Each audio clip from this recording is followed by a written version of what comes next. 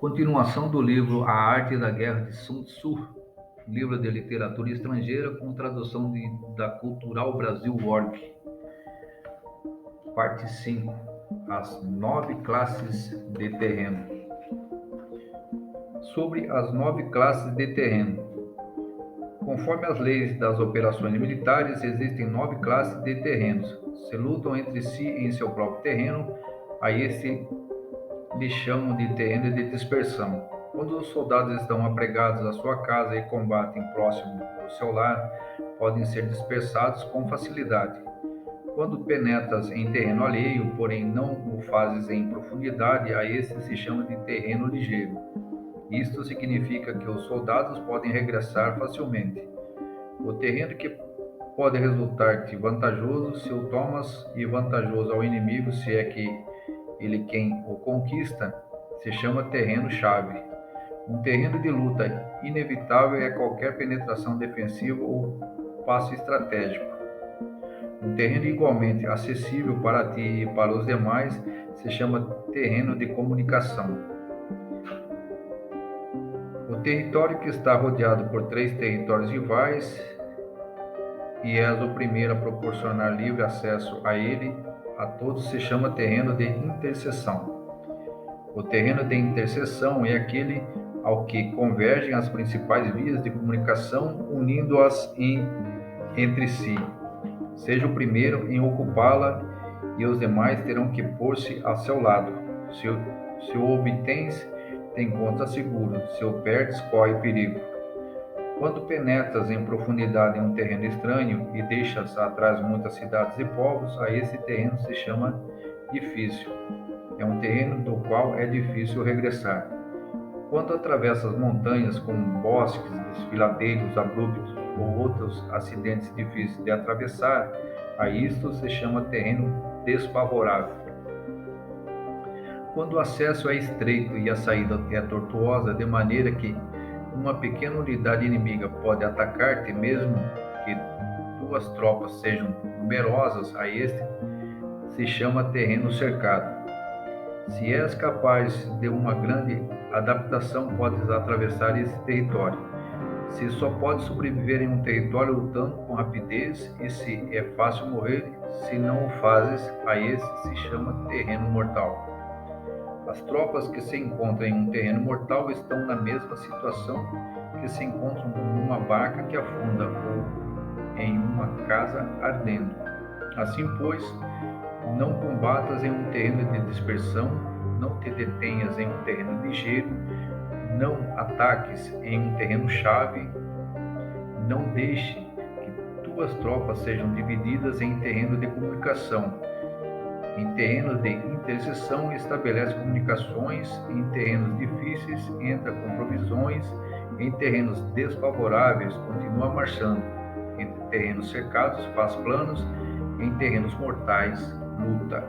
Em um terreno de dispersão, os soldados podem fugir. Um terreno ligeiro é quando os soldados penetram em um território inimigo. Todavia, não têm as costas cobertas, por isso suas mentes não estão realmente concentradas e não estão atentos para a batalha.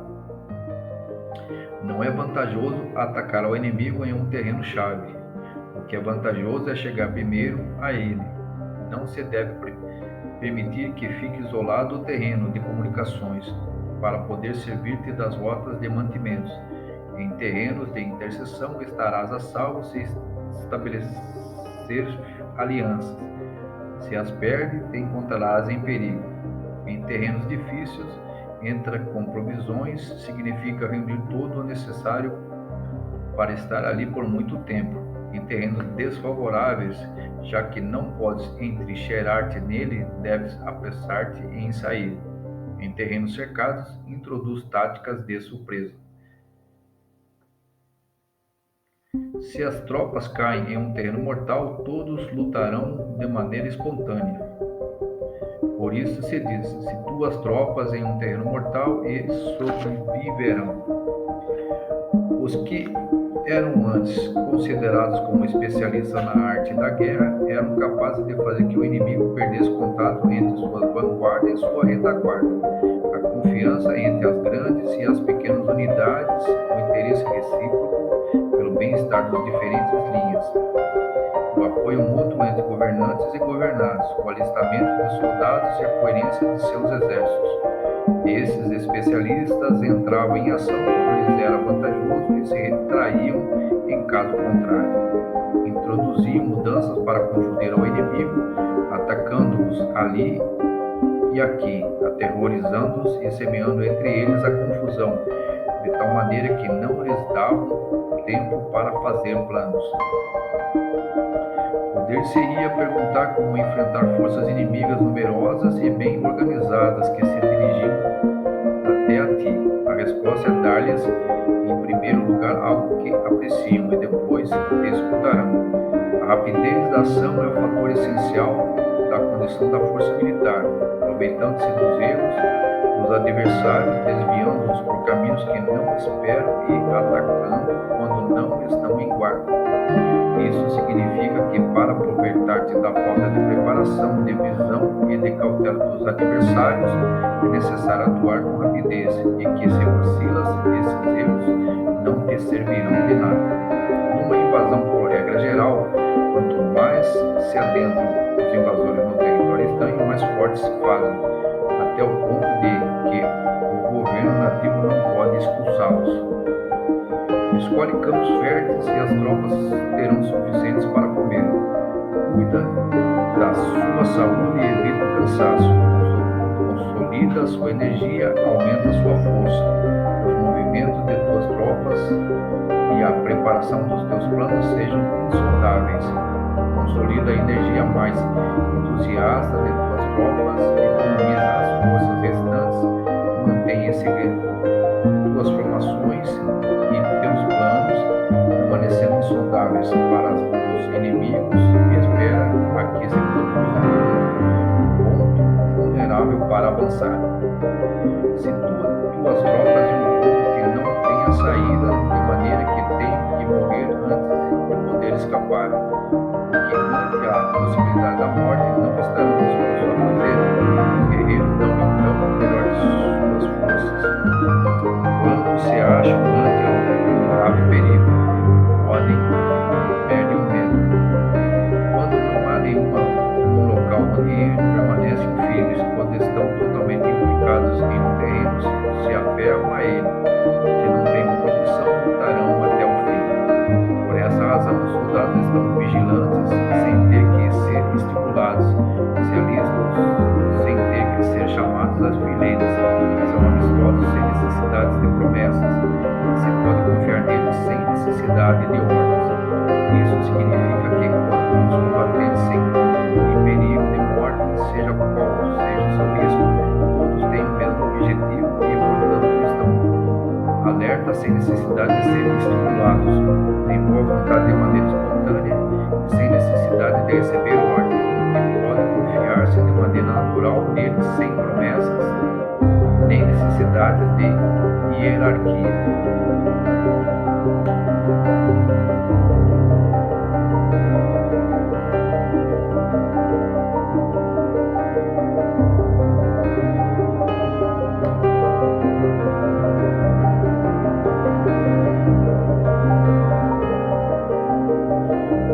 Proíbe aos augúrios para evitar as dúvidas e os soldados nunca te abandonarão. Se teus soldados não têm riquezas, não é porque as desdenhem. Se não têm mais longevidade, não é porque não queiram viver mais tempo. No dia em que se dá a ordem de marcha, os soldados choram. Assim, pois, uma operação militar preparada com perícia deve ser como uma serpente veloz que contra-ataca com a cauda quando alguém lhe ataca por a cabeça. Contra-ataca com a cabeça quando alguém lhe ataca pela cauda. E contra-ataca com a cabeça e cauda quando alguém lhe ataca pelo meio. Essa imagem representa o método de uma linha de batalha que responde velozmente quando é atacada. Um manual de 8 formações clássicas da batalha diz: faz de frente à retaguarda, faz da retaguarda à frente, com 4 cabeças e 8 caudas. Face a cabeça e esteja em todas as partes, e quando o inimigo arremete pelo centro, cabeça e cola, acudirão ao resgate. Pode perguntar-se a questão de se é possível fazer que uma força militar seja como uma serpente rápida. A resposta é afirmativa. Inclusive, as pessoas que se têm antipatia se encontrarão no mesmo barco, se ajudarão entre si em caso de perigo se sussurrar. É a força da situação que faz que isso suceda. Por isso, não basta depositar a confiança em cavalos atados e rodas fixas. Se atam os cavalos para formar uma linha de combate estável e se fixam nas rodas para fazer que os carros não se possam mover. Porém, ainda assim, isto não é o suficientemente seguro, nem se pode confiar nisso. É necessário permitir que haja variantes às mudanças que se fazem com os soldados em situações mortais, de maneira que combatam de forma espontânea e se ajudem entre si, cotovelo com cotovelo. Esse é o caminho da segurança e da obtenção de uma vitória certa. A melhor organização é fazer que se expresse o valor e mantê-los constantes, ter êxito tanto com tropas débeis como com tropas aguerridas, se baseia na configuração das circunstâncias. Se obtens a vantagem do terreno, podes vencer o adversário, inclusive com tropas ligeiras e débeis. Quanto mais seria possível se tens tropas poderosas e aguerridas, o que faz possível a vitória a ambas classes. Tropas é as circunstâncias do terreno. Portanto, os especialistas em operações militares obtêm a cooperação da tropa de tal maneira que dirigir um grupo é como dirigir a um só indivíduo que não tem mais que uma só opção. Corresponde ao general ser tranquilo, reservado, justo e metódico. Seus planos são tranquilos e absolutamente secretos para que ninguém possa descobri-los. Seu mando é justo e metódico, assim que ninguém se atreve a tornar sua frente. Pode manter seus soldados sem informação e em completa ignorância de seus planos. Muda suas ações e revisa seus planos de maneira que ninguém possa reconhecer. Muda de lugar e de prazos e se desloca por caminhos sinuosos de maneira que ninguém possa antecipá-lo. Podes ganhar quando ninguém pode entender em nenhum momento quais são tuas intenções.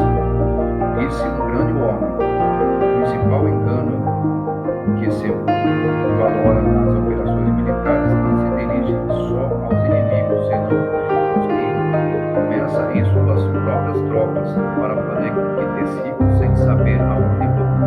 Quando o general fixa uma meta às suas tropas, é como que sobe a um lugar elevado e depois retira a escada. Quando um general se adentra muito no território inimigo, está pondo à prova o seu potencial. Pode queimar as naves das suas tropas e destruir suas casas. Assim, as conduz como um rebanho a todos, ignora até onde se encaminha. Incumbe aos generais reunir os exércitos e pô-los em situação perigosa. Também devem examinar as adaptações aos diferentes terrenos, as vantagens de concentrar-se ou dispersar-se e as pautas dos sentimentos e situações humanas. Quando se fala de vantagens e desvantagens de concentração e dispersão, se quer dizer que as pautas dos comportamentos humanos mudam segundo os diferentes tipos de terreno. A norma geral dos invasores é unir-se quando estão no coração do território inimigo, porém tendem a dispersar-se quando estão nas zonas fronteiriças. Quando deixas seu território e atravessas a fronteira em uma operação militar, te achas em território isolado. Quando é acessível desde todos os pontos, é um território de comunicação. Quando te adentras em profundidades, está em um território difícil. Quando penetras pouco, está em um território ligeiro. Quando as tuas costas se achem espessuras infranqueáveis e diante de passagens estreitas, está em um terreno cercado. Quando não há nenhum local onde ir, Se trata de um terreno mortal. Assim, pois, em um terreno de dispersão, unifica as mentes dos soldados. Em um terreno ligeiro, as mantém em contato. Em um terreno chave, apressa-as para tomá-lo. Em um terreno de intercessão, presta atenção à defesa. Em um terreno de comunicação, estabeleça sólidas alianças. Em um terreno difícil, assegura mantimentos continuados. Em terreno desfavorável, apressa suas tropas a sair rapidamente dele. Em terreno cercado, cerca as entradas. Em terreno mortal, indica às suas tropas que não existe nenhuma possibilidade de sobreviver.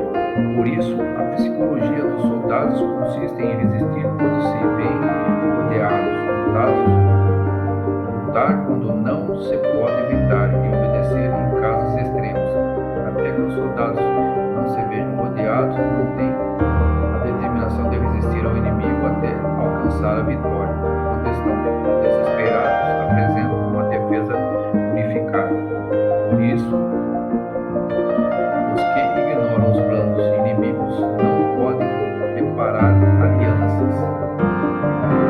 Os que ignoram as circunstâncias do terreno não podem fazer manobrar suas forças.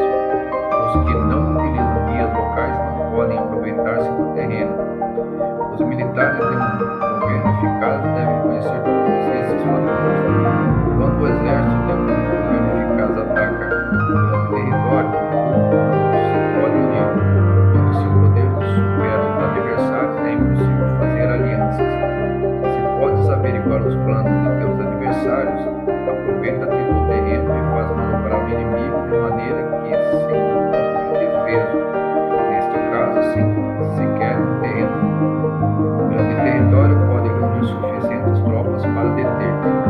Portanto, se não lutas por obter aliança, não aumentas o poder de nenhum país, porém estendes tuas influência pessoal, ameaçando os adversários. Isso faz com que o país e as cidades inimigas sejam vulneráveis. Otorga recompensa que não estejam reguladas e dá ordens comuns. Considera as vantagens de otorgar recompensas que não têm precedentes. Observa como o inimigo faz promessas sem ter em conta os códigos estabelecidos. Maneja as tropas como se fosse uma só pessoa. Emprega-as em tarefas reais, porém não os defale. Motive-as com recompensas, porém não aumente os possíveis prejuízos. Emprega teus soldados só para combater, sem comunicar-lhes uma estratégia. Deixa-as conhecer os benefícios que os esperam, porém não lhes fale dos danos potenciais. Se a verdade se filtra, tua estratégia pode afundar. Seus soldados começam a preocupar-se, tornar-se-ão vacilantes e temerosos.